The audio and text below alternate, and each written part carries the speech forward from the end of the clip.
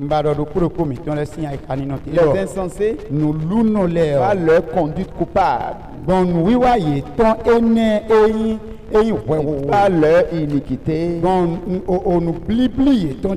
s'étaient rendus malheureux.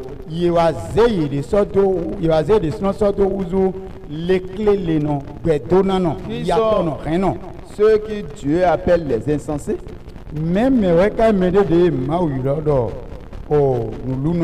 Les insensés, c'est ceux qui n'ont pas connu Dieu. Et c'est ce que nous étions aussi. Et nous étions des insensés quand nous ne connaissons pas Dieu. Depuis nos parents, jusqu'à venir à nous-mêmes.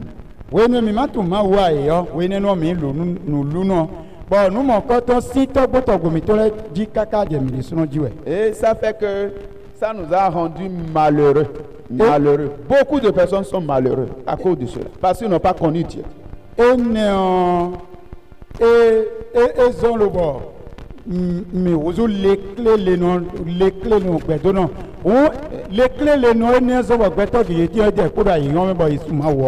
Alléluia. Amen.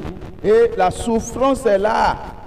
C'est-à-dire leurs iniquités là, ce que les parents qui n'avaient pas connu Dieu, ce qu'ils ont fait, jusqu'à ce que toi-même, tu n'as pas connu Dieu et tu as ajouté encore. Ces choses te rendent malheureux, souffrant. On a besoin des choses sur la terre, mais on ne peut pas les obtenir à cause de ces iniquités.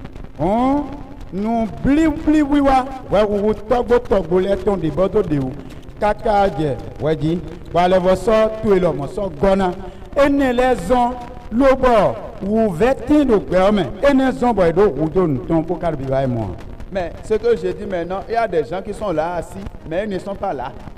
Et l'apôtre Paul l'a averti, c'est-à-dire ils sont assis pour entendre ce qui va les délivrer, mais ils n'entendent rien parce qu'ils sont en train de réfléchir sur les problèmes, les situations, comment je vais faire pour aller payer telle dette. La personne m'a déjà appelé ce matin, c'est pour ça que je suis venu en retard à l'église. Comment je vais faire pour régler tel problème, comment je vais faire pour faire telle chose. Ils sont en train de penser à ces choses et la chose qui va régler le problème, là, on ne va plus entendre ça. Or, c'est la parole de Dieu qui peut régler tous les problèmes. Bon, nous devons cadrer pour nous donner un ça fait du tout. Oh, dans le milieu de déboucher. Donc, mais c'est de Paul de ce nom qu'on doit. Beaucoup de temps, nous minons. Bon, était occasion au violence.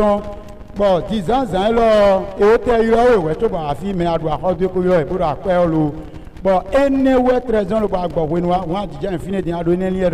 Oh, n'est qu'un bloc bon. Pour en soir, on a dit, allô, aïkate le tagba de Voji, bah, n'est qu'un bloc bon. Maman, si qu'on nous les. Bon, Lili, tu es là, bon. Dit d'accord, bon, nous, quand on a aussi, qu'on a tout le c'est pour cela que l'apôtre Paul dit que les pensées sont en captivité. Et nous avons dans 2 Corinthiens 10. Les pensées sont en captivité. Les pensées ne sont pas libres pour se concentrer sur Dieu, pour obtenir la bénédiction de Dieu.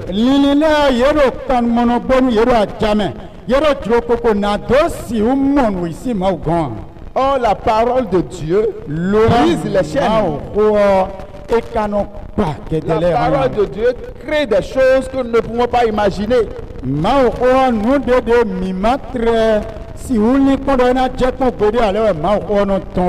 Alléluia. Amen. Ici, par exemple, nous parle des insensés. Les insensés peuvent être encore parmi le peuple de Dieu parce que on voit la parole de Dieu règle les problèmes. Mais tu dis tu es enfant de Dieu, tu ne connais pas la parole. Tu ne sais pas que la parole peut régler tes problèmes. Ça ne marche pas. Nous l'avons encore la reine à la voix de Koguma au Tomé. Do Agnès Maouvi. Bah, et de Mao, et on a si qu'on nous tagalait. Bon, regarde Maouvi, au Bakatou, Mao, et le mot, et l'anandia. Alléluia. Amen. Ici, les insensés par les conduites coupables. Et j'ai bien dit, les insensés, c'est depuis nos parents là-bas.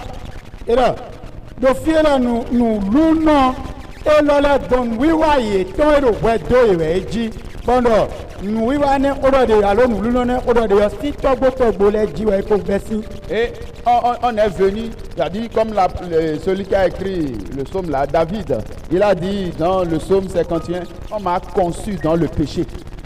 Dile David péché. ko do gbon yo do de han tatan o kan de oro po medo e mo kote yo e mo kote do nu kwiji bi am. C'est-à-dire, c'est dans le péché qu'on nous a conçus.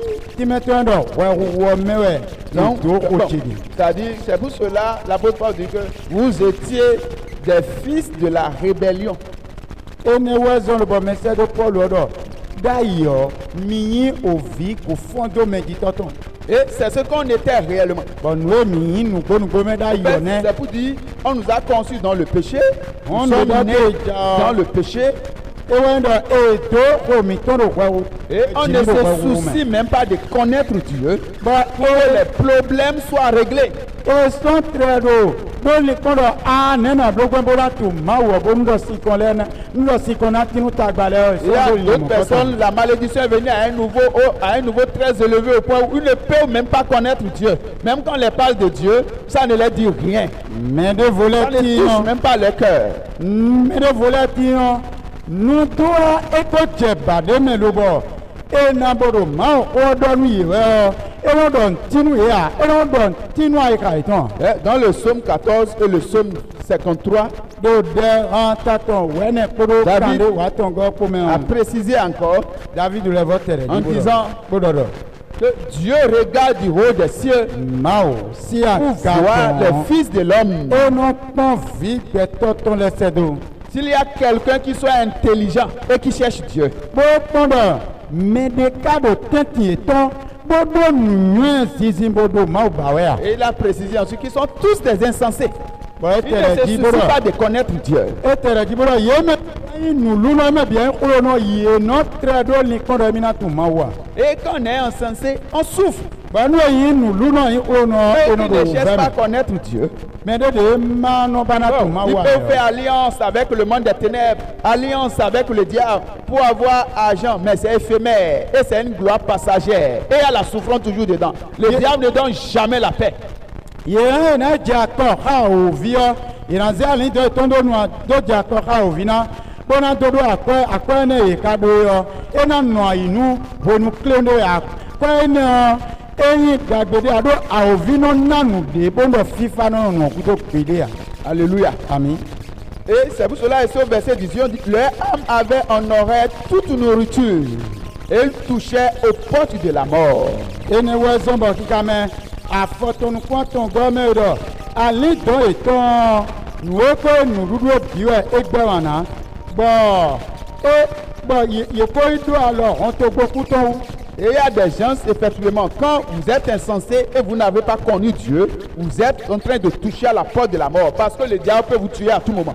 mais de la ti bo do nu gome on do ye matu mawa bo nulu no to alors eton koro okusi on to gbo gba ovigena oye webinu Alléluia. amen Et le problème est qu'il y a beaucoup de personnes à cause des douleurs aussi, des souffrances, des choses qui traversent, ça les met dans un autre état où ils préfèrent même mourir.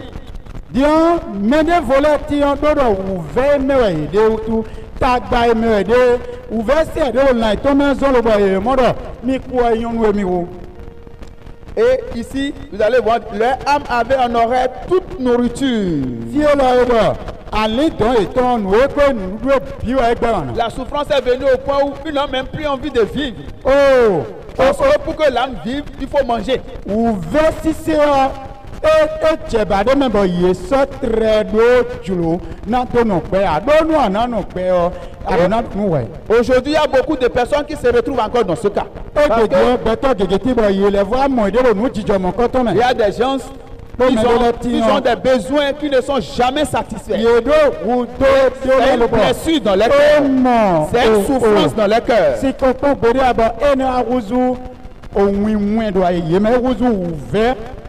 Mais il y a une bonne nouvelle pour toi. La bonne nouvelle est que la parole de Dieu donne la solution.